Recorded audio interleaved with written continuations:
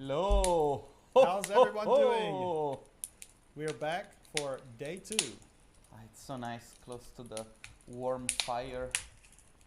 Right, I'm totally not doing that with my phone. This is the real fire burning behind us. Which would be really interesting since it's cardboard. It would be really scary, actually. The whole studio will be on fire. There's a big flammable sheet as well somewhere back there. Good evening, everybody, and welcome back to the Holidaytime Spectacular. Today is day 2 of this fantastic Christmas / holiday. Is that a word? It's holidays. The holidays with a Z. Holidaysy event where we try to bring you a little bit of archivism and digital design celebration. And tonight we have great guests. Before we introduce them, Jason, is there something that I'm forgetting that we should probably... No, I think we can jump right in. There's no reason to wait around. Yes, because people are here, not for us, but for the speakers. And so I'm so excited to announce that we have tonight with us the peeps at REDVERTEX. Are they unmuted? Hey. Hello, yeah, hello everyone. How you doing? Oh, it's brilliant. We're split, and Ralitza in a very cold place, preparing for the Christmas, and I'm in a very hot place. Okay. And where are you? I am based in Dubai at the moment, and we are working on our brand new office here. And Ralitza is still home in Bulgaria and got a lot of snow. There's a lot of snow. Interesting. So complete opposite weather patterns. Maybe we need to raise the volume a little bit for them. I think it looks pretty good. Yeah. Let's. Okay. How's maybe the people out there can tell us if how the volume is, just to make sure. If there's any problems with the volume, let us know in the comments. Let us know if there is an issue with the volume. I think it looks good though. Me personally hearing lovely. Perfect. That's the thing I can hear good as well. We always sound good when we have the Zoom call, and then when things go on YouTube, that's where we screw up. But anyway, I see 32 people are watching. Okay, do us a favor and test if the like button is working. We don't really know if it is working, so let us know if it's working. Okay, so Jason, should we Yeah. start sharing our screen let's with our do that. guests? Let's jump in. There we go. And now, hold on, no, hold on. Let's do the. Is this the video panel? Just a second, sorry. And I think that's it, isn't it? There you go. we need to mute ourselves. Hey. Oh, sorry. Just Just give give us me a one second. moment. Give me one moment. Okay. No worries. There you go. We mute ourselves, and now we just need to stop our. Now you can leave both of them on the screen. And now say, yeah, close the video.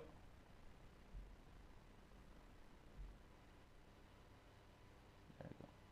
I'll leave it like this. Sorry, just one moment.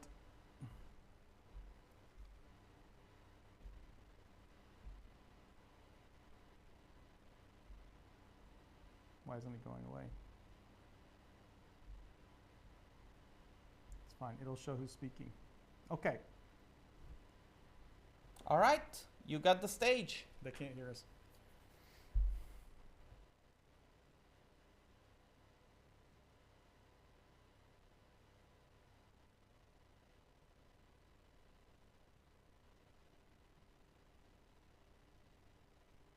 Okay, brilliant.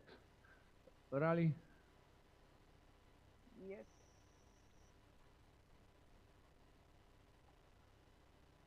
I have control now, so you can start. Okay, brilliant. So what thank you so much to Jason and to Fabio and to DT for the this wonderful opportunity to join the society, to be here for the first time. It was a long way separate, pushing only on the business success, and it is time to share much more for the community, to do the things for the people, to be together, and that's the way we should build together a strongest foundation of a relatively new kind of a business venture for everyone. What shall I talk to you today? I'll tell you a little bit about myself, a little bit for the story of the company, how have been created, what was the main objectives, the ideas, what is the current situation, and I will share with you some really precious things from our way, from two guys in a one table to have such a huge international company. What were the specifics to be successful at that point? So, what about me now? Now I am 48, graduated architect, but through all my study in the university, all my passion was for the visual arts and for the fine arts. And unfortunately for my parents, it was a huge disappointment that I don't have any intention to push for the architectural design. Nevertheless, I got the opportunity to work in such companies, to gain some experience, but from my very early stages in the university, it was all about the visual arts. Very, I might say, a complicated person, dreamer, crazy dreamer. You need to dream big to have a long-term vision, and the other thing is that during your dreaming, at some point you have to wake up from your bed and do the job, because otherwise it stays only as a dream. The big picture, this is my strongest point. Can I stop you for one moment? We have a strange issue with the screen, which was happening before on Ralitza's screen. For some reason, it keeps saying that there's something that keeps coming up, and I don't know what it is. Can you give us just a moment to see if we can fix this problem? Absolutely no problem. I'm sorry about that. No worries. And also, everyone out there, just bear with us for a moment. We'll be right back. We're gonna go off for just a moment off the air, but no audio. So just bear with us for just a couple of minutes. Okay. Should I put myself?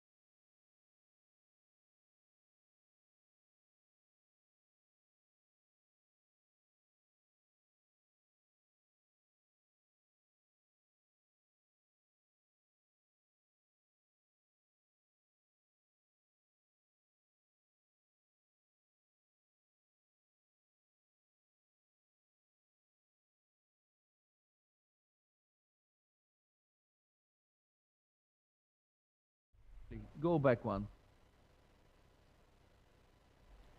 Okay, I think we're back now, and we're gonna let him go. Sorry about that. Okay, thank you. Thank you. This is my favorite picture from Monday morning. Uh, the thing is that I have never been personally. I've never been devoted to the little details, and that I was always been interesting in the big picture and how the things will happen and how the things will work in general. And probably this is one of the reasons I'll take you, I'll share with you a top secret. Personally, in my life, I have never did any interior rendering, and I don't know how to set up such a scene, and I don't have a passion for all those small details that everybody loves. So I am this kind of guy that it's interested of what we will do after 3 years, what we will do after 5 years. The rest of the things, that's why we are a team. We are together. We have people focused on the details, people focused on the strategic differences. Rally, please. Myself, I can explain as an extremely extrovert person and with a winning mentality, uh, such a strong winning mentality that makes me sometimes a very bad company. I'm not a nice guy playing any kind of sports and any kind of games because the main objective is always winning. Uh, During my student university time and at the beginning of my professional way, honestly being person open to the life, to the nightlife, and was wasting so much time, wasting so much time that on other hand makes me a very good company. Let's go next. Passion. It was most about the fine arts rather than architecture, as I have spoken earlier. It's just a personal thing. From the very early, from my school, uh, doing fine arts lessons and drawings, my passion was always to the paintings, the classical arts, the classical artists.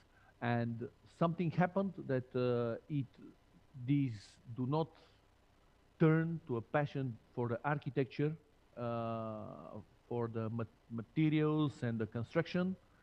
And that's why after a short experience in architectural companies, um, I have definitely choose for me the visualization path. Rally. that that was all by me as personal. Let's talk about a little bit for red vertex. Why? I'll share with you why it is red vertex. Vertex in Latin or Italian vertice, it is a peak. It is a peak and a top. And when we were starting, if you remember the 3D Studio Max, that the red vertices were the active vertices, the blue vertices were non-selected vertices, and it's a combination of the both words. That's why we were thinking. It was brainstorming inside. That's the way we have selected our name, and it was made as a fun. But now, 15 years later, it's a well-known. How we started? We were a very few guys, and it was really a young passion and things around the games and the 3D, just to having fun. But step by step, it had to develop. What was the main points that drive us here, Rally? Why? Why we needed to start a new venture? It is the opportunity to chase a higher standards, to implement better organization, and this is something that we were targeting from the beginning to to move to a bigger scale, to have an organization that will help us to grow, and growing will give us the opportunity to work on the biggest project in the world with the biggest clients, to be able to undertake the whole set of images and videos for certain projects. You need to provide a certain organization and resources to be able to work on that project. Here on the image, myself and my partner, we were starting in the beginning, my colleague Diane. When was the time we started? We started in during the most exciting times. It was 2008, the real estate recession, in a very difficult period. But we got very nice lessons during that period, 2008, 2010. It was, we were almost pushed to the ground zero. But anyway, we were able to survive. So the company has been formally established in 2008. How it happened? It happened in a wild manner, in a wild and ugly manner. We did some not nice things. It is the way it sometimes happens in the business. It is not always a bright and sunny sky. We have been together to start something really serious and really big. You need a team. You have to be all to be together. We have been together. We have been brave. We left a lot of great opportunities to start from the zero, but dreaming big.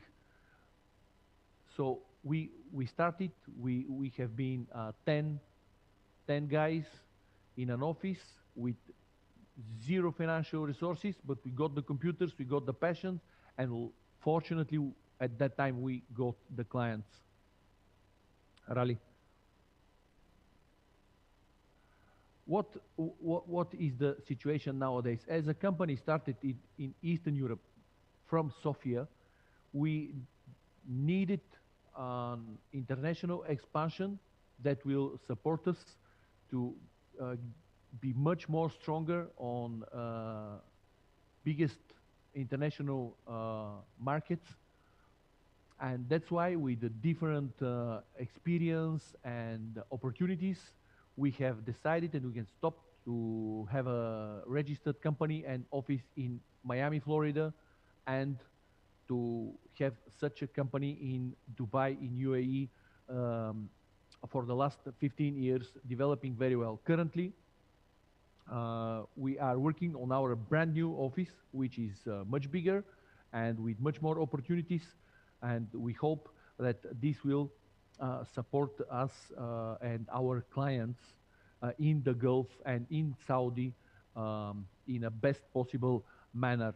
Because at the end of the day, it is a service, and it is important how we will provide this service to our clients. So, Rally,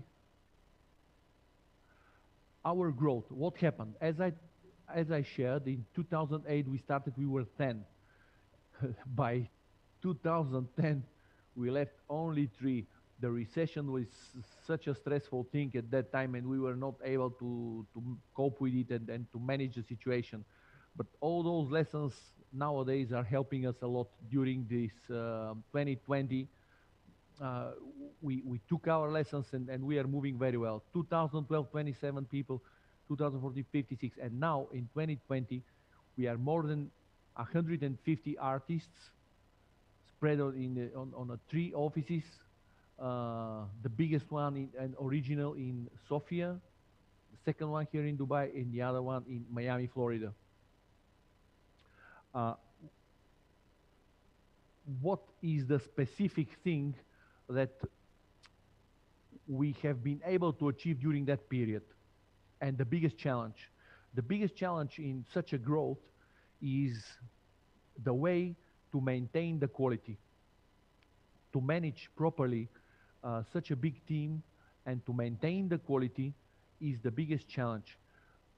It took us years to build an internal organization, and this organization to be well balanced and to be able to support the quality. During the years, I have heard by many people that this is not possible.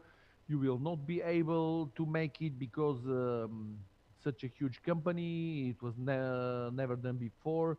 Um, it has to be a smaller one, focused on boutique quality and so on and so on. But what we thought about, look at the biggest architectural design companies all around the world. There are huge companies with 1,000, 2,000, 5,000 employees with 15, 25, 30 offices all around the world. Those, those companies are designing massive projects and building an exceptional landmarks all over the world. If they can do that in the field of design, then any other design studio should be able to grow and to manage internally all those issues. So what we have been pushed to do, we have implement a corporate structure.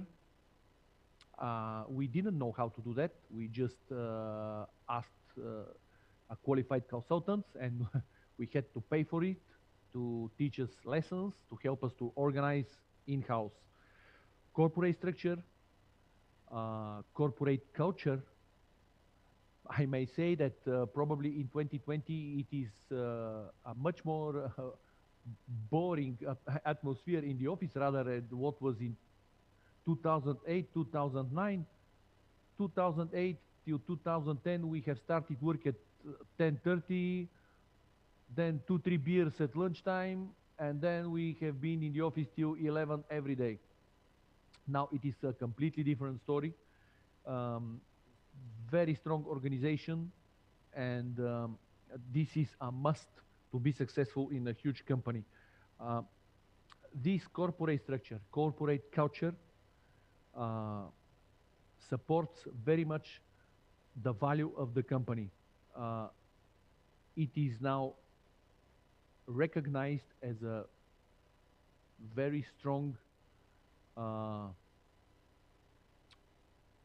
and very reliable company all over the world. Our teams are fully booked for weeks ahead, and this is mostly because of the reliability that we are giving. What were the important things that we had to implement? This was an exceptionally good communication internally, trainings for the right communication with the clients, and discipline. There is much more information for the workflow, how we do the things, what will happen, how we make it. But I may say that I am not the right person to talk about this, and my precious colleague Ralitza will continue from now on, and she will share all this information with you. So, Rally, please go. Thank you, Dimitar. Hi guys. I'm just, yeah. I'm just going to tell you a little bit about myself. Just for a start, I decided I wanted to be an artist when I was 10, and in a family of a civil engineer and a dental technician, they were like, why would you want to be an artist? So they just wanted me to be happy, and they let me do whatever I want. So I started studying fine arts. I studied in England, I studied in Vienna, I did some graphic design courses and advertising courses. Things didn't really work out. I wasn't happy. I wasn't sure what I wanted to do. And my dad, as a civil engineer, he was like, you know, architecture is art, right? And I was like, yeah, kind of. So I started studying architecture, and I fell in love in a second.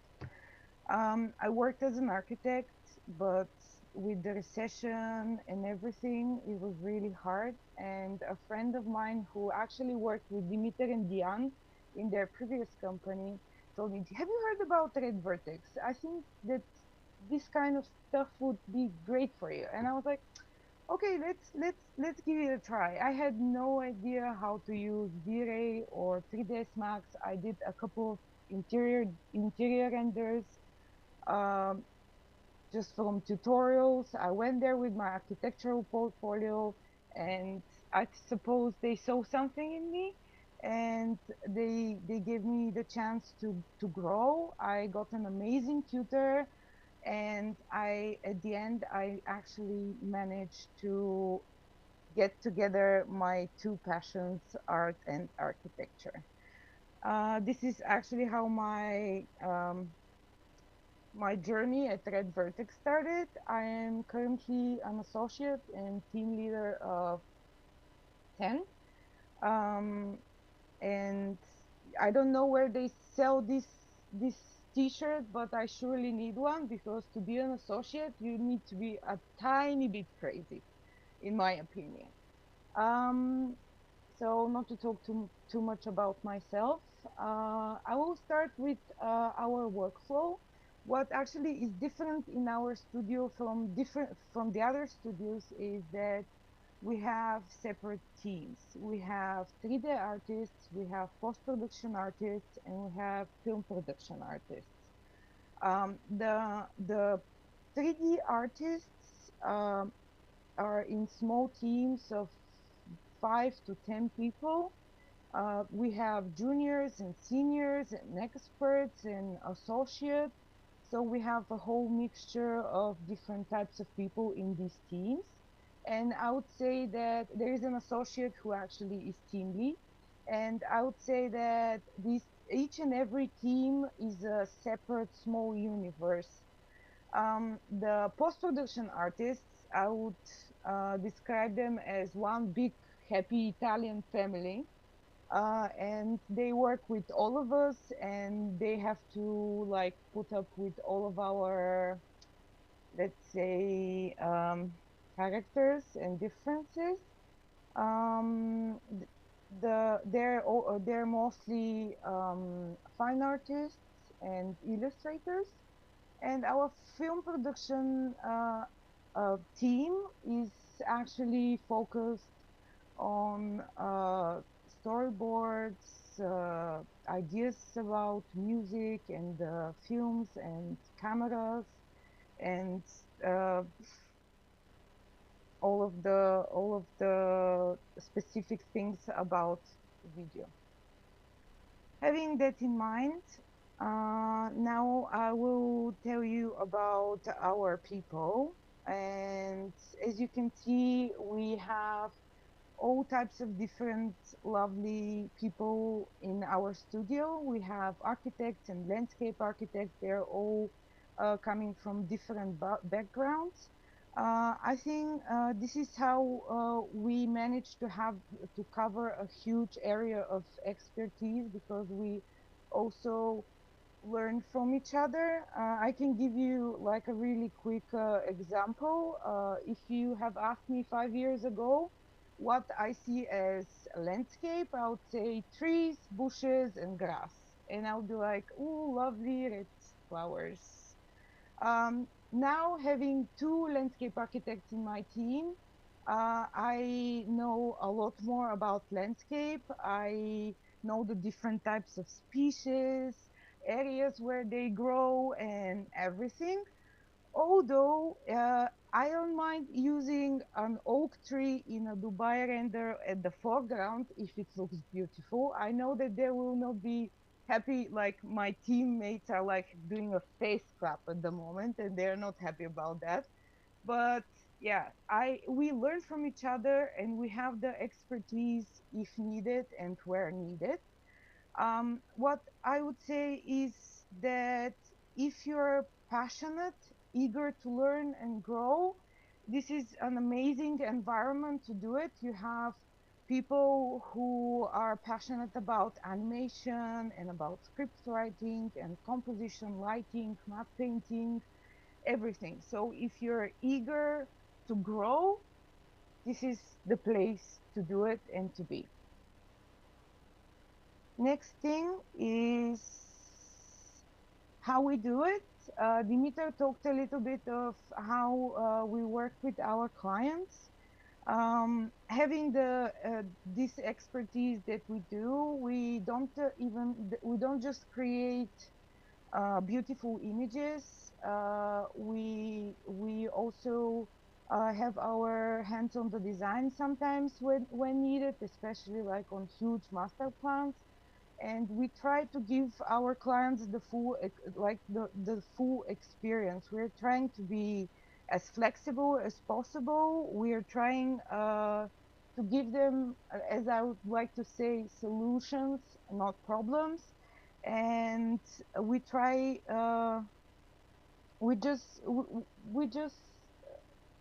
oh, sorry. I lost my thought. Another different thing in our studio is that we actually every single person has contact with a client.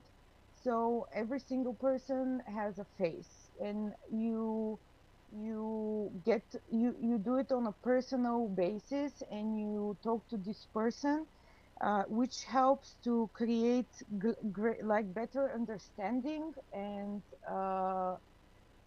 better connection between our clients and us.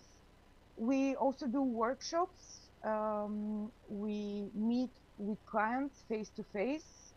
We talk we go and we talk about future and present projects that we're doing. Sometimes we even talk about projects that were in the past, how we can better the communication, how we can better ourselves, and the actual full process of the whole thing.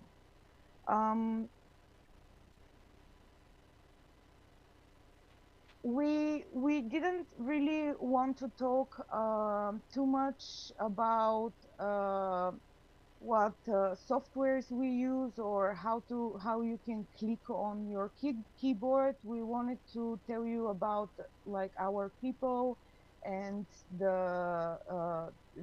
our how we feel in the office. We will share some projects with you that we find that really made us happy to work on and gave us the opportunity to be creative. The first one is a mysterious rainforest kingdom. It was a huge amusement park project. As you can see, it is very specific, and everything was really done and modeled and everything for this project.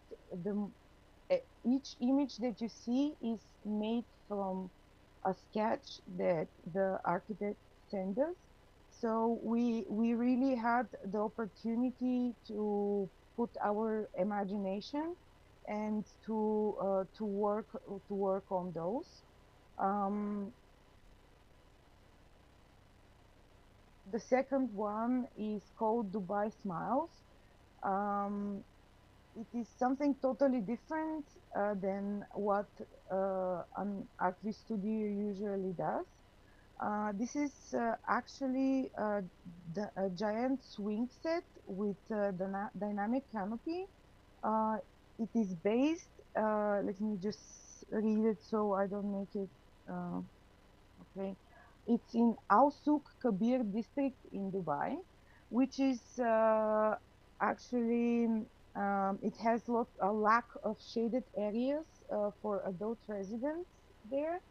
And there is no place for them to gather and socialize and relax. Most of the people who live there are Southeast Asian immigrants, and they're mostly adults. So they made a place where these people can go in the afternoon and rest and get some shade, because there was nothing similar over there. The next one is Diriyah Gate. This district is a UNESCO World Heritage Site. It is it, it is amazing. It's a 7 square kilometers development. It it tries to develop to combine modern convenience with the sense of what life was like in the past, and it is part of the Saudi KSA vision of 2030. Here again, we've had a lot of fun working on this project. We have worked with many clients. Everything was very specific, from the architectural elements, flooring types, mosaics, pillows, carpets, everything. Just also there were like everything is very specific for this type of architecture and was made for scratch. Another thing was that they were also very specific about the people. All of the accessories, their like clothes and everything. So we arranged a photo session in Saudi, and did some pictures with a studio out there, so that we can meet the client's expectations. And for the next one, Dimitar will tell you a couple of things. Yeah, to maintain the creativity of a studio, to maintain the creativity of each artist, you should be personally challenged to free your mind and to be a fully free artist, as working on a daily basis, working on commercial projects, working for years for salaries and bonuses. At some point, you are getting exhausted and you may lose your passion for creativity. This is something that you have to find a way to maintain and to develop. What we have decided, we had the opportunity to organize an internal and traditional challenges each year. We called it REDVERTEX Storytellers. So all the teams, they select a specific inspiration, create specific images, and then we have internal workshops and presentations to understand what was all about. So usually we try to turn back to some well-known professional photographers looking at photography, or at classical art, or even for the, the early ages Italian artists in 14th and 15th century. You can find an inspiration in terms of composition and in terms of artistical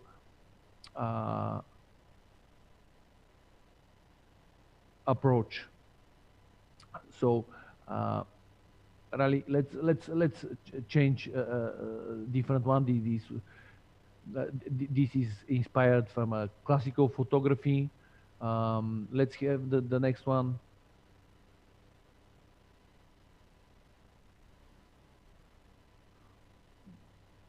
Anyway, each team selects a topic and a mood and work on it, and doing then a presentation in front of the office. What was the idea, the way it was achieved, and so on. Completely freestyle. This is the way we keep our brains in a hot manner.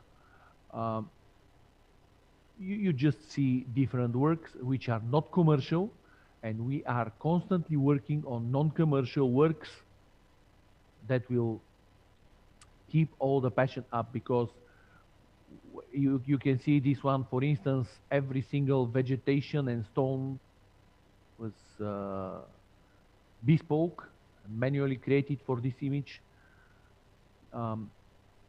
working on a daily basis on commercial projects, you can have your fantasy exhausted at some point.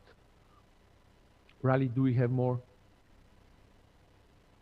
Ah, this is my favorite one. You can talk about it, but just hold on, just hold on.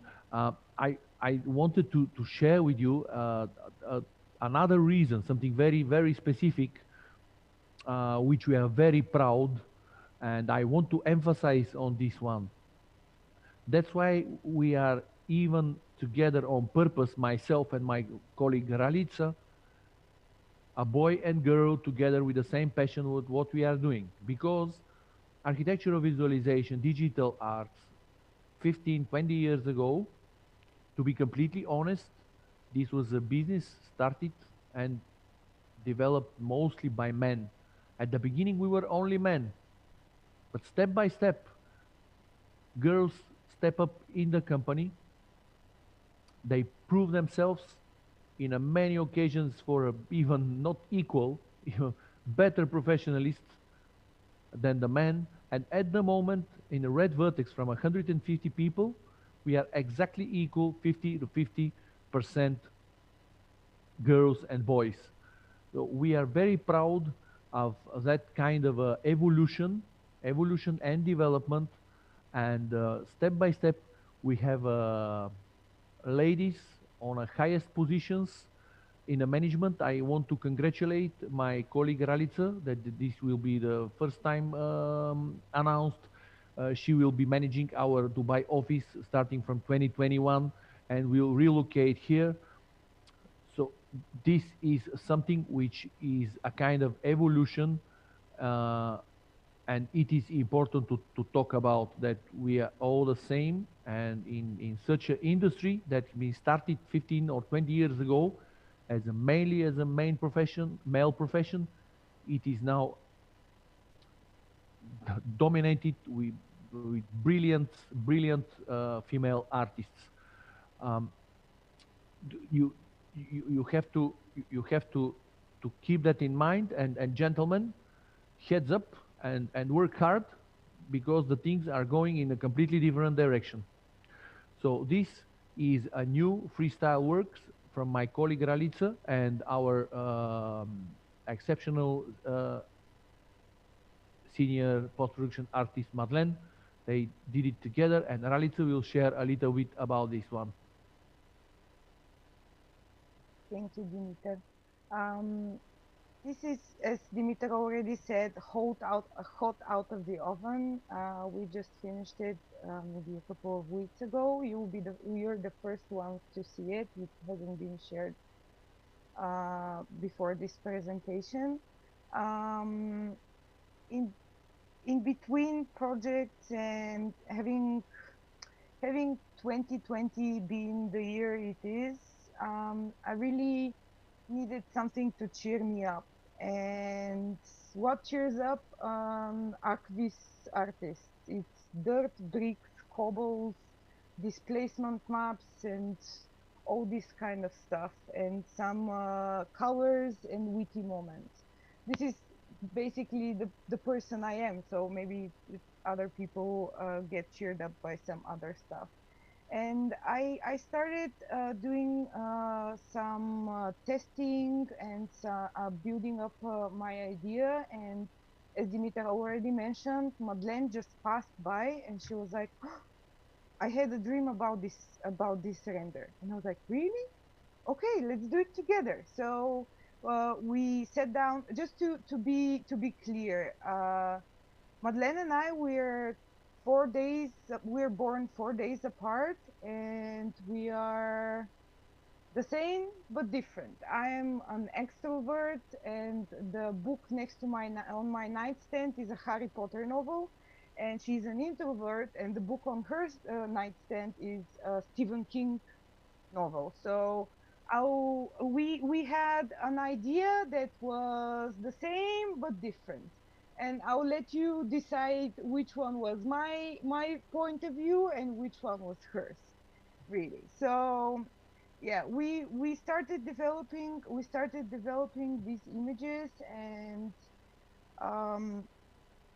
we were really thinking about what is going on this year, and I actually had an amazing 2019. It was my first year at the D2 conference. I went back to places I haven't been in years. I met old friends. I made new ones. It was really an amazing year. And then 2020 came and it was totally, totally different. So what we decided to do, we decided to call these two renderings 2019 and 2020. And because I really wanted to finish up with something positive, we at the REDVERTEX studio and in the spirit of Christmas would like you and wish you to have a 2020 that is, come on,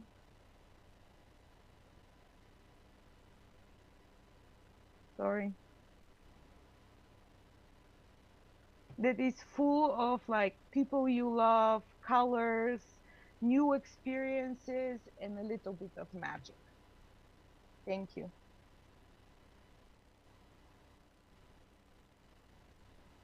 Jason, Fabio, hello. We're here. It takes We're a back. second to unmute and to stop and to do everything that we need to do. Just stop the sharing and then So click on our start video. here we go. We're almost back. Takes a moment. There you go. We got the gear. Now we're trying to optimize the software. But anyway, guys, we need to cue the applause. Yeah, We didn't okay. think of Cue that. the applause. All right. Yeah, okay. Sorry. Tomorrow we're gonna have an applause, okay? Maybe we're gonna bring people in here and everybody can clap. Guys, thanks a lot for this beautiful lecture, for this insightful talk. Let's see if there are some questions from home. I have a question for Dimitar, or maybe even Ralitza can answer it, but it was Dimitar that was talking about this. You said that you hired a consultant to teach you corporate stuff, right? Culture, structure. If somebody is trying to expand and they're trying to go from being a single freelancer or maybe two people working together to a little bigger team, what is one of the recommendations that you will give them now that you have learned the stuff from somebody that is an expert in the field? I will share a completely sincere experience.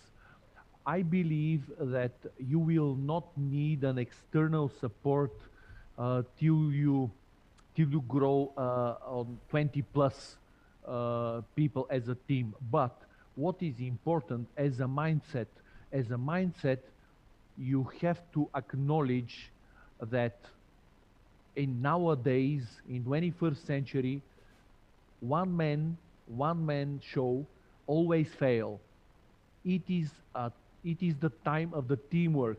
It is the time to be together, to communicate together, and to understand that together we can have a long-term plans. Single or two, we can be boutique, we can be fast, but we will never have the opportunity to jump on the biggest jobs. What was the reason and passion to go for those biggest jobs? In reality, nowadays, everybody can do nice images. This is the reality. Everybody can do. Software is affordable. Hardware, exceptionally affordable. Computers doesn't matter. The creativity and the way of thinking makes the difference. But certain smaller objects, projects, houses, single images, this is something that you are difficult to compete because all around the world it is full of a freelance artists, many of them playing a little bit unfair, not paying for software, different attitude to the taxes and so on. Then it turns it turns to a little bit ugly price war, and the way to maintain a big company, to secure salaries and budget for development, you have to go for the biggest job, where it's a different game, because those kind of jobs in certain occasions, they include 50, 80, 150 images for a short-term frame. You need certain resources, hundreds of computers, hundreds of qualified artists.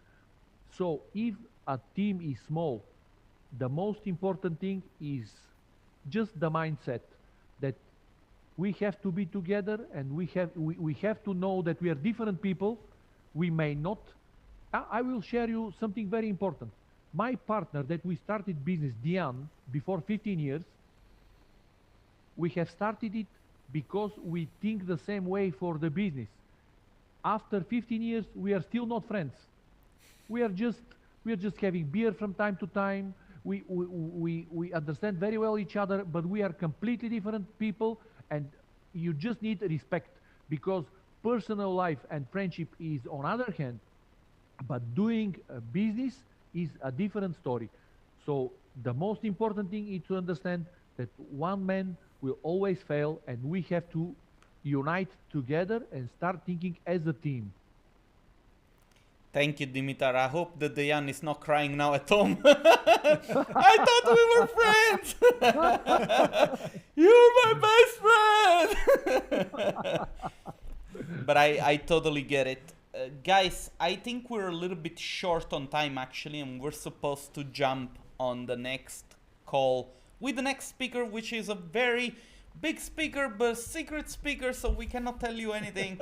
Jason, should we cue the pause shortly? Yeah, thank you. I want to say thank you also, Ralitza and Dimitar, for joining us. It was a fantastic presentation, and you had a lot of compliments in the chat. I don't know if you see that, but you can always go back and check it out. But yeah, a lot of nice compliments. Really, people were really impressed with the work.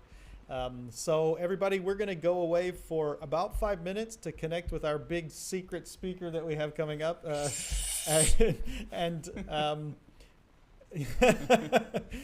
So take a bathroom break, grab your eggnog and your candy canes like yesterday, and come back in 5 minutes, and we will be ready to go.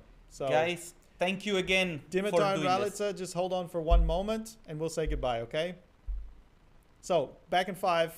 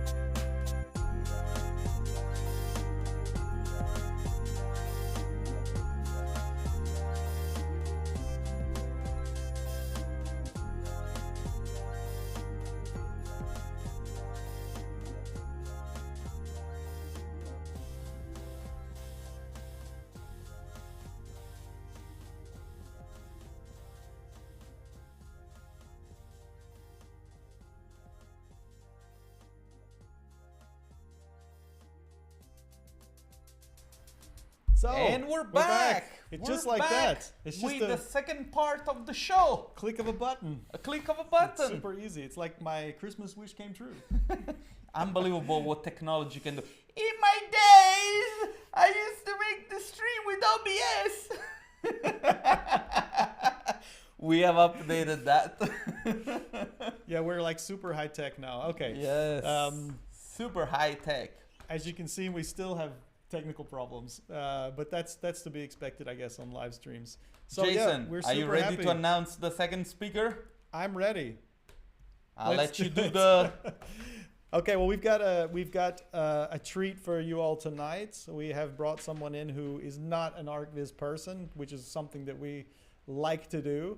So we're going to switch over now. We brought our good buddy Fabian Oberhammer on the show, the Dizzy Viper. Hey, Woo, woo, woo. For having me. Woo, woo, woo. Cue the applause. Sorry, I could not hear you over the crackling of the fireplace. yeah, it's so warm. We're keeping ourselves toasty here in Vienna. By the way, Fabian, beautiful T-shirt. Can you please Thank show you. it? Oh, This D2 Thank you. overload. Yeah, let's go. Yeah, it's from last year's D2. Great. There's going to be some people out there saying, how did he get one of those T-shirts when I didn't get one? Yeah, that's going to be I'm sure we we're just gonna hear green about it. screen it on him. Yeah, it's a green T-shirt. In It's just a reality. lot of roto work. It took a long time. So Fabian, are you ready to go? If you I are, am. Yeah, I am. Okay, so I'm going to turn our video off and mute us. We're here if you need us. So just Sounds good. say something if you need something. Okay. Sounds good. Yeah. All Thank right. you. Take it away. Take it away, man. All right. Okay, let me switch over to my presentation really quick.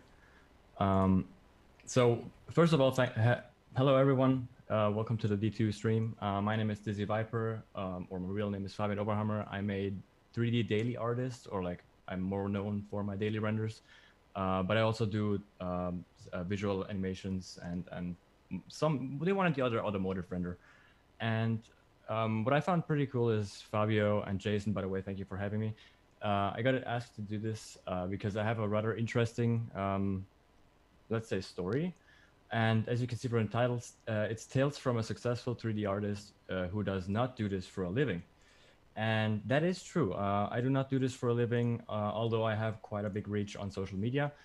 Now reaching almost 60,000 followers on Instagram, and I'm really enjoying myself. Without any further ado, I think we should go into the presentation a little bit and talk about myself a little bit and the work I do. So maybe the first thing is I'm 23 years old. I live in Italy and I've been born there. And I've been doing 3D for about 6 years now. Started out with Blender and cycles rendering. And quickly, like after about 1.5 years, I figured I maybe should switch over to a different software because I mean, Blender is a very good software, especially since it's free. And you should really try it out if you haven't already. It wasn't really my piece of cake though. So I was looking for a different software and came across a guy named Beeple, or you also know him maybe as Mike Winkelman, who started doing daily renders back like 14 years ago. And that really inspired me. And he was using Cinema 4D and Octane. So I thought, maybe that's a good way to start off. So I have something to look at and have as inspiration. So I got myself Cinema 4D and Octane, and I was hooked instantly. My workflow was really good from the beginning away. It was a little bit of a transition, of course, but very nice workflow. And ever since I've been hooked in 3D, and I would never stop doing it again, at least from the mindset that I have right now. And yeah, like I said, I'm mainly known for everydays, and I do stage visuals occasionally. Obviously, now in this situation, I don't really have any concert animations to make since there are not many concerts. But I think there will be some more. Next, I would like to talk about like a little bit more into detail about my daily renders that I do, which you can see some of which are here. I think that you can see a little bit of a style going, like a certain style I'm having. I do still try to do as many different things as I can. in order to, get a little bit out of my comfort zone, even though I don't like getting out of it, but I think that's normal with a comfort zone. So why do I do every days? And there are two answers to this actually. It's one, I have a huge learning curve doing those because I forced myself to do this every single day. So I pretty much never get worse at it, but I can only get better at it, and that's every single day. And the other thing is, it's actually the daily renders that is my main passion. It is 3D in general, but I love doing one render every single day. I love that, so to say, daily deadlines. It's weird because I think not everybody likes deadlines, but for these personal stuff, I really enjoy them, and they give me sort of a thrill every single day, so to say. And obviously started doing every days because of Beeple, Mike Winkelmann. I did every days in his style for the first year. I tried to mimic his style, which might sound like a bad decision at first, but I figured out that what doing that gave me is something to look at, and basically some goal to have. So I have a realistic goal that I can achieve within a day, and then I try to sort of recreate some of his stuff, mimic his style, and stuff like that. The only downside of doing that was that after that year, I wanted to get away from that style, and it was very, very difficult to get away from it. It took me another 6 months to get away from it, but I managed to slowly find my own style, slowly find my own sort of tips and tricks and little shortcuts to get faster and so on. And yeah, it's still a learning process, obviously, every day, and I get new ideas, new inspirations every single day. Let me go through my little animation reel for a second, which is just a looped reel that shows a couple of my animations that I made, some of which are client work, some of which are personal projects. And this is something that I just recently started doing. By recently, I mean about a year and a half ago. I used to only do still renders with my daily renders, and the problem with that is I had some cool animations in mind, but making them was so difficult in the beginning, simply because I wasn't used to it. I only was used to creating the scene so it fits the camera, and outside of the camera it's all crazy random objects everywhere just to make lighting look good and so on. And doing these kind of animations sort of showed me, okay, I need to figure out a way to save resources, and at the same time be able to create these loops and animations quickly. And the quick aspect here is simply just because I like being done quickly, not in the sense of just throwing out bad animations, but in the sense of I really wanted to if I take on a project I have in my head, I'm like, okay, I want this to be done within a week, and then maybe another 2 or 3 days of rendering, but then I want to be done with it. And that is for personal stuff, but also for client stuff. So I try to to get these kind of jobs as well.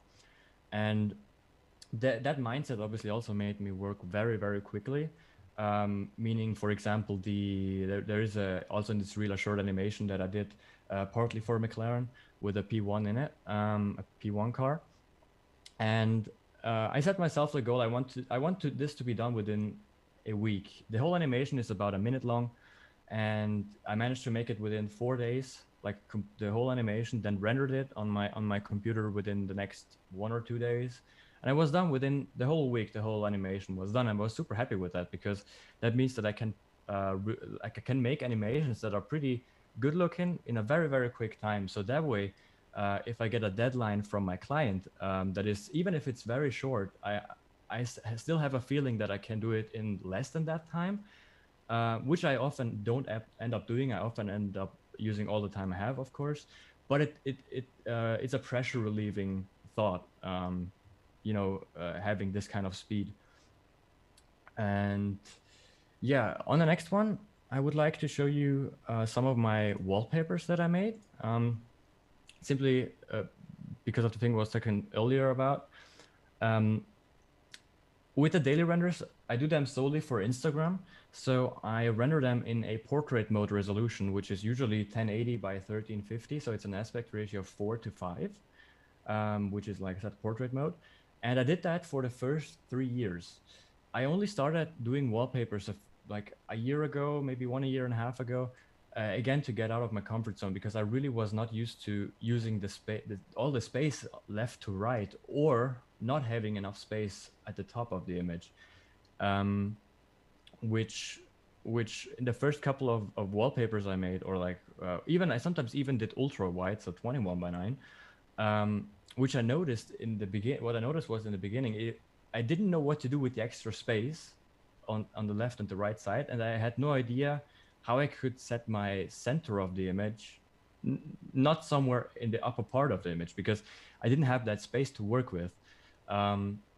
Another thing that I learned with wallpapers, which I have a short clip here, I learned how to work with passes and do some more well, not complex, but more advanced post editing, which I also did not do doing my daily renders, because first of all, I didn't have a lot of time doing those daily renders, and also it didn't really interest me to work with passes, because I rendered the stuff in Cinema 4D and Octane the way that I wanted it to look, and then maybe did some post editing in Photoshop, and that's it. That's what I still do mostly for the daily renders. But doing these wallpapers and more detailed images, like I said, helped me really work with with different software, with a different workflow, maybe even a workflow that is standard in studios, that you maybe need if you work in studios. And I thought that was a very, very important experience as well. I still do wallpapers because I sometimes have an image in my head where I know, okay, the image that I have in my head, or the certain elements I have in my head right now, they do not work in portrait mode, so I have to make a wallpaper out of it. Wallpaper or ultra wide, and this also is very important for visual, like video content. Not really for stage visuals, because they have their own resolution for every show, but for client work videos, and especially YouTube videos and such things, and intros and product renders, it's very important, I think, to know to know how to work with different aspect ratios. There are a couple of more images I have here, all made with Cinema 4D, Octane, a little bit post edited with Nuke, Photoshop, and After Effects, and the main assets are from Kitbash 2D, Vidley, Bulgarov, and Quixel. Next, I have my Drift series that I would like to talk about, which is a rather interesting series for me, at least. It was I do a lot of automotive renders because I'm I'm a car guy. I love cars, and one day I figured, let me do like a drifting car. And while making it, which by the way was the first one, was this drifting DeLorean right here. While creating it, I was making the motion still animations with the car drifting along with smoke and everything. But there was one thing missing that I really did not understand. There was an element to it that was missing, that made the render not look as dynamic as it should be. And by looking at a lot of references, I figured out it was a suspension of the car that wasn't right. And what I mean by that is the car tilting to the left right here, for example, because DeLoreans or cars like these have a very soft suspension, so they tend to kneel to the left when drifting. And the other purpose of this, well, it was, first of all, it was to practice this kind of motion still dynamic renders within an image, not within an animation. And the second thing is why I did 9 of them, of which you can see 8 here. The reason I did 9 of them was because 9 is a nice number for Instagram, because you have a nice layout then going on. But also I did a lot of them because I wanted to see how consistent I can be with lighting and different scenes. So every single scene of these, except for these 2 down here, are created from scratch every single time. The only thing that I kept was the camera. And like I said, I did that to practice different lighting, create different colors and lightings, and make the render look good no matter what kind of paint color I'm using, because they have all different type of colors. They have champagne colors, orange colors, gray colors, blue colors. And I wanted to see if I can create an environment with more or less the same colors, but make them look good on every single car paint. Just to, like I said, just to see if I can be consistent with these type of scenery. And at the same time, I wanted to see what it would look like to make cars drift that you usually don't see drifting. That was basically, it's also a little bit of a joke thing going on, of course, because I felt like, let's make a little baby Yoda Tesla Cybertruck drift, or a normal Tesla 3, which I am not even sure it can drift. But yeah, that is also one of the things. The next on it would be a little bit of my client work, which is also the rest of the presentation. The first thing is, how do I get clients? Because you might think, okay, I'm not working for a studio. I'm not actively looking for clients, meaning I'm not sending out portfolios to certain studios or certain clients. How do I get clients? And the answer is pretty simple. Most of my clients come through my Instagram channel, which has, like I said, a quite big reach. So I would say 99% of the clients that I get through Instagram come to me, like they DM me. Sometimes, occasionally, I write out a DM to a certain musician or certain label, which I would like to work with and show them my work, but that is very rarely. So about 75% of all my clients come through Instagram. About 10% of the clients, maybe 10 to 15%, come through contacts and friends, meaning people I've met over the past couple of years, or people, sometimes even people I stream with. They then recommend me to some of their clients, maybe for some jobs they can't do, which is the same thing for me, by the way. So if I get a client who is asking for something that I absolutely don't do, for example, I don't know, cloth simulations or something, I just redirect them to some of my friends. So that way you can keep up that stable relationship between your friends and still get enough clients out of it. But that's not the major part. That's, by the way, also how I got to work with bigger clients such as Excision and Meek Mill. Those are basically friends of friends, or just friends who know the manager of someone, and then you get to recommend it to people. So it's very important in this branch, especially as a solo freelancer, to make friends in this community. No matter, it doesn't really matter if they're famous or something, but every single friend that you have that might recommend you to someone is something very important to have, especially also if you have questions for certain things you want to ask. And then the other 5%, like very small percentage, is my YouTube channel and my ArtStation.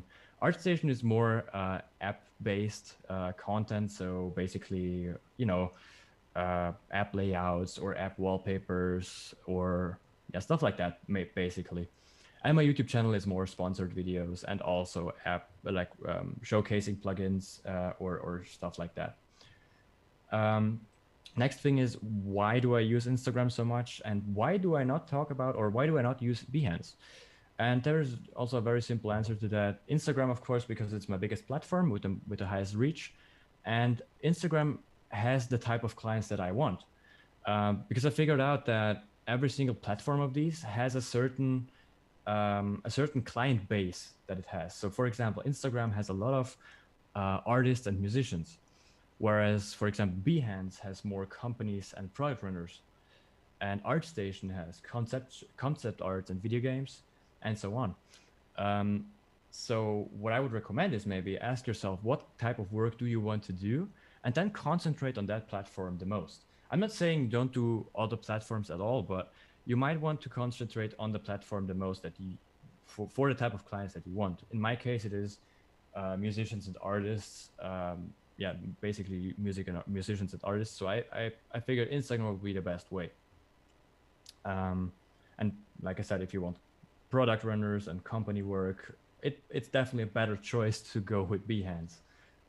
The next thing is a little client job that I did for a video game called Banners of Eltros. And I chose this because it was the best workflow that I've ever had. And this just shows how the ideal client to client to artist relationship should or could be. Because this, for example, didn't feel like I was working for someone for the whole time I worked for them. It felt like I was working with them. And that is so important for me because it makes me, first of all, it makes me feel appreciated, but also it's very cool if the client knows what he's talking about. So you can, like I said, yeah, you can work on this stuff together. And also here, this was a very short project. It took me about a week to make because I made the first version in about 3 to 4 days, and only had 2 revisions done, and it was very little revisions. If I can show you, like, this is the first version that I made. The second version has just a little bit of a vignette going on with a saturation filter on it, some birds flying around. The bisons are gone, and there is some magic, I don't know, magic orb in his hand. I sent them that, and they said, you know what, the bisons looked better. Can you put them back in? Of course I can, because I made a backup of the other version. And they just wanted a different sword in his hand. And that was pretty much the whole project. It wasn't long, but I would have done this for much longer, simply because the client artist relationship was so great. And this also brings me to the next point, which maybe some of you might want to know. Why do I not do this for a living? And there's also a one-word answer for this, and that is choice. And you might ask, what do you mean by choice? And that is, I want to have the choice what kind of projects I take.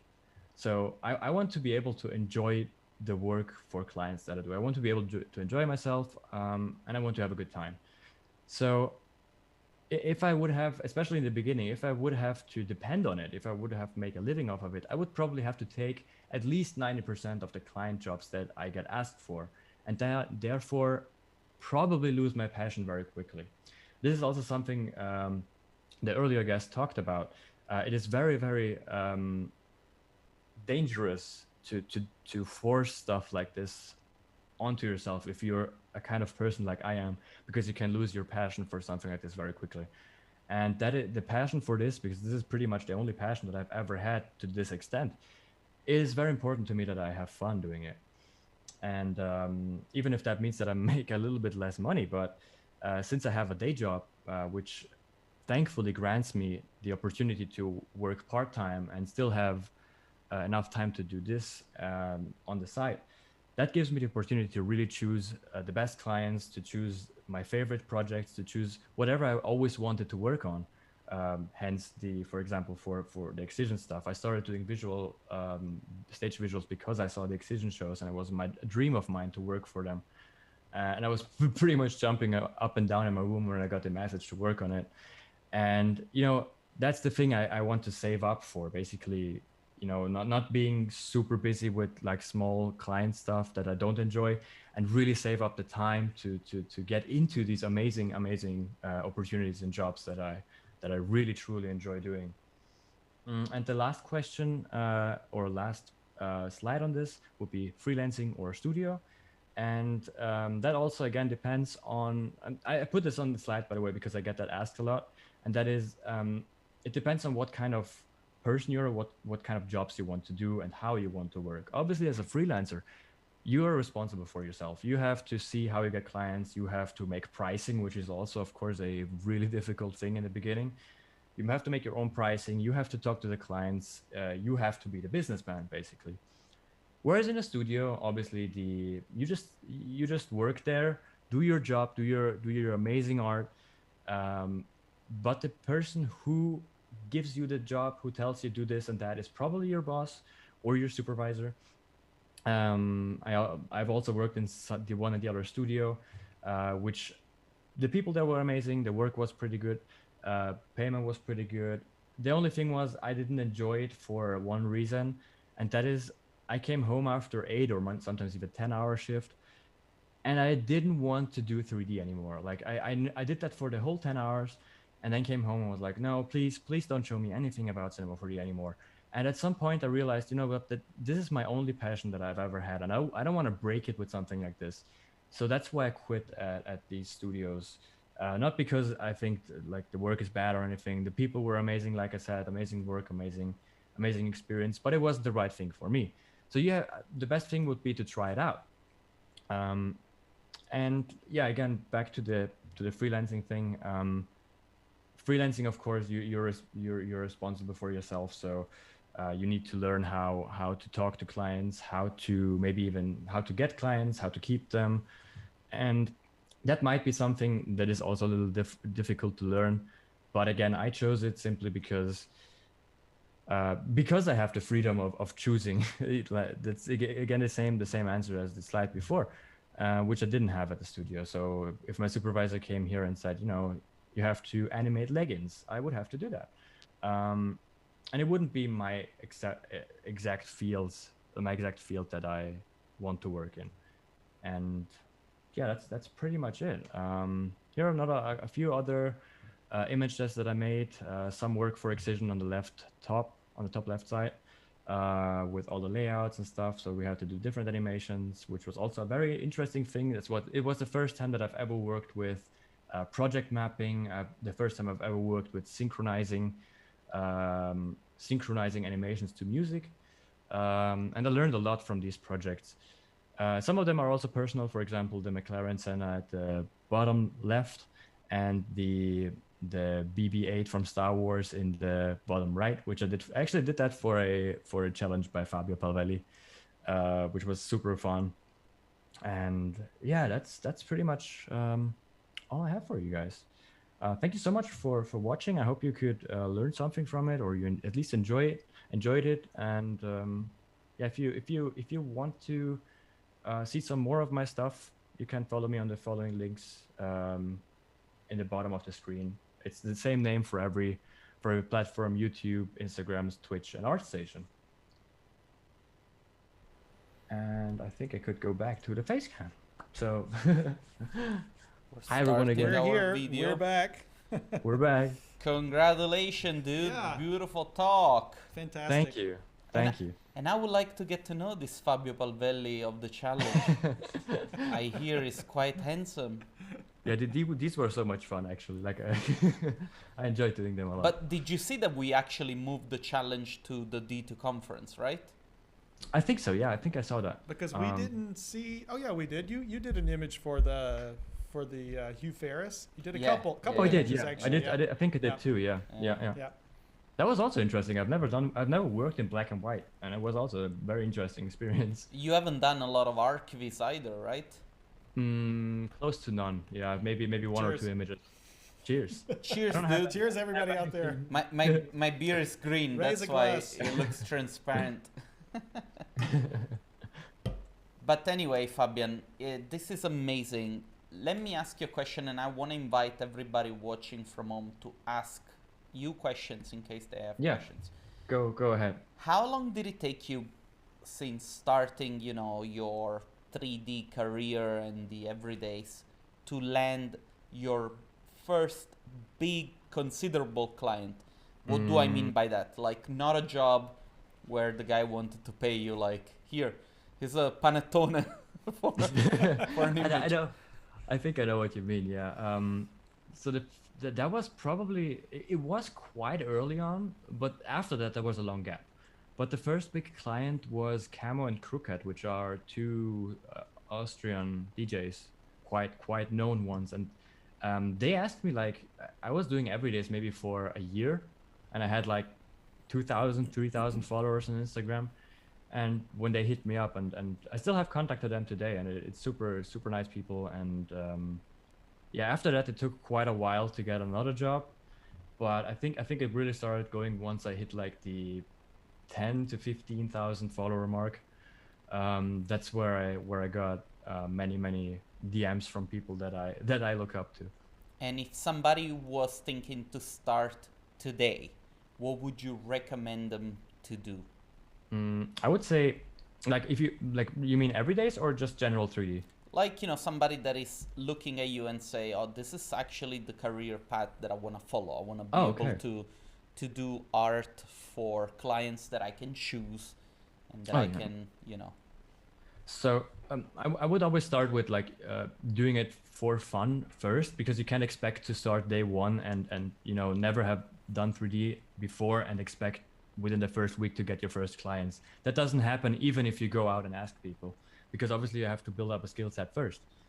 And so what I would say is do a lot of content, different content, and just enjoy yourself for the first half year maybe.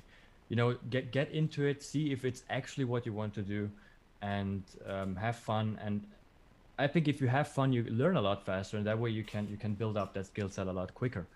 And obviously post that stuff on social media, and if you do it right with all the hashtags and communities and stuff, clients will come in slowly and slowly, fortunately without overwhelming you. So because let's say you do amazing work and then never post it, and all of a sudden you get 10,000 followers because you have amazing work, and then all of a sudden you have 100 clients wanting stuff from you, and you don't know how to do it, you don't know how to price it, you don't know how to talk to them. And when you do it slowly that way, it might take a while, but you'll get into it the right way, I think. Very nice. Yeah, I actually have a question as well. I don't see any coming in yet. I'm just checking out real quick. Yeah, my question would be, I know that you are using, I think, Cinema 4D, right? Yes. Yeah. Have you tried Blender? I have. Yeah. You did. I have. I have actually. No, but actually, I was joking around. But you should use Blender. But I was I was just kidding about that.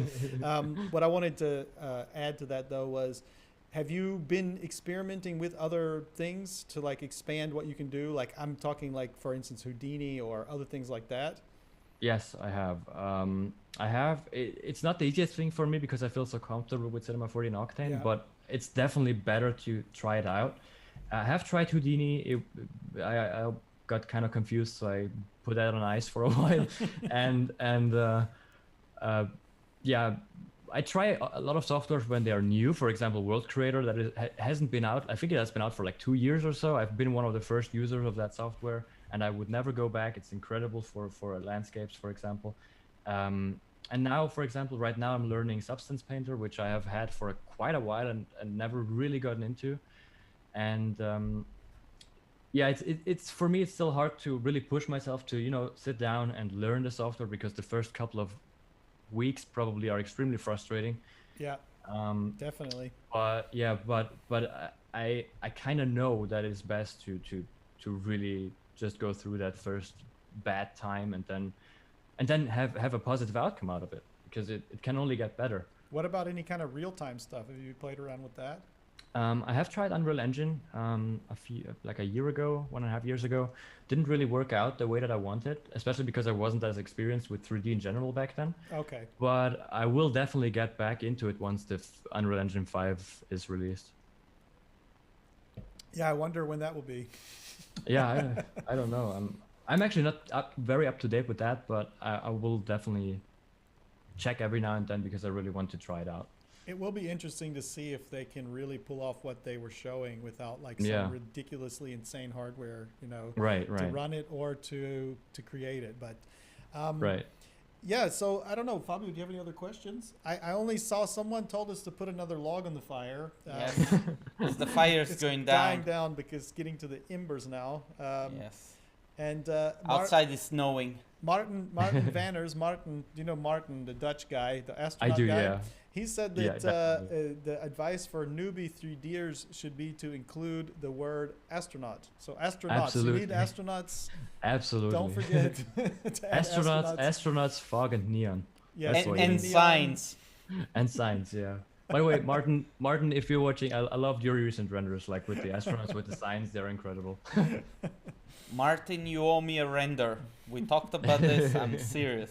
Martin, this is like I don't know, multiple times that you've been shouted out on the D2. So, I'll give you the bank account information later, and we'll take care of that, differently on a different chat. So, Fabian, how far are you from realizing your life dream of owning a McLaren? That is, it's not as far away anymore as I thought it was 2 years ago, but it's definitely still very far away. Yeah. But you're gonna be doing some work soon for McLaren, is it, or am I wrong? I mean, probably. I can't say anything exact for legal reasons, but Okay. probably. Then Yeah. I shut up, and I'm sorry, I shouldn't have brought it up. No worries, it's all good. That was It's all a good. pretty good non-denial denial. We did not talk about this. I wanna say to all of the people that have come from your Discord and that joined us, first of all, welcome to the D2. You're now part of the D2 family. We are happy that you're here. Maybe subscribe if you found this type of content interesting. Leave us a like. We like to get this video at least to 100 likes. What do you think, Jason? Yeah, totally. We need 100 we likes need to pump at it up. least. Also, for those of you that are out there doing 3D who are following Fabian, we're doing the challenges, so that's a good reason to subscribe to keep up to date with that stuff. Yes, so that you can be And part of we've the got- conversation. We've got some good ones coming up. I mean, we have already planned out the next months for this in the new year, so you're going to want to check that out for sure. Yeah, we're gonna have a Definitely. lot of fun, I guess. Fabian, it was a pleasure, an honor to have you with us. Is No, there thanks for having me. any question coming from the... No, I don't see anything. No, people are just going like, Just happy. "Woohoo, They're all Fabian!" happy. They enjoyed your talk. A lot of good compliments, which is I'm happy very about nice. that. So, Thanks again for having me. Yeah, no Super- problem, An of honor for course. me as well. so Fabio, I guess it's time to say goodnight. We are a gonna little wrap bit it up. earlier tonight. That's okay. We're going to be back tomorrow evening at 6 Central European Time with 2 more speakers. In case you're not tuning in tomorrow, I want to wish anyone who's watching Merry Christmas and Happy Holidays. absolutely. Fabian, to you too. You're For me going as well. to spend Christmas in a beautiful Südtirolian setting with snow and everything. Yeah, we actually have snow. It's super nice. We had like 60 centimeters of snow. That's amazing. Great. In Zurich, because at the moment I'm in Zurich, there is just enough snow to ruin my sneakers, and that's it. Fabian, thank you so much for joining us. Just hang on for a No sec. problem. We're going to end the stream. We're going to say goodnight to everybody, and then we'll say goodnight to you afterwards, okay? Sounds good, yeah. So All right, I'll say thank it. you, everyone, and join us tomorrow. We have a couple more great speakers, so we'll see you then. Good night and see you night. tomorrow. Bye, good night, everyone.